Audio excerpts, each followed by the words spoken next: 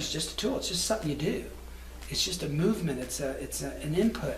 But what's important is with whom, when, how much, with what direction, with what intensity you want to use a particular strategy. So we're going to spend a lot of time on diagnostics to try and help clinicians assess what they want to do with a patient based on a good diagnostic decision.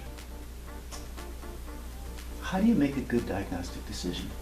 Well, we propose that a person needs to do the least amount of testing for the most amount of information. Let me back up. We propose that a diagnostic decision starts with a thorough history.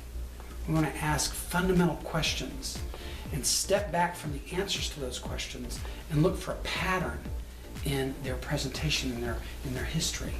And from that, we establish this hypothesis, and then we use an examination to either support or fail to support that hypothesis. It's really kind of funny because clinicians say, oh, we'll never do research, but they're doing research every day. They're taking a client's presentation and making a decision about a hypothesis and then trying to see if their testing supports or doesn't support that hypothesis. So it starts there with the history, and then it leads to good observation, observing fundamentals about the way the patient presents, and then doing some examining. We call it a clinical exam. We're going to do our least amount of testing for the most amount of information, and once again, step back and look for a pattern in how they present.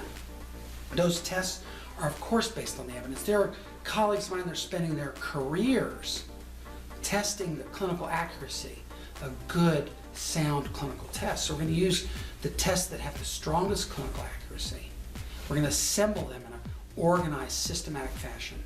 We're going to test our patient from start to finish, and then step back and look at the outcomes and begin to look at patterns, because different problems present with different patterns. And we're going to look for those patterns and then make a good, sound clinical decision.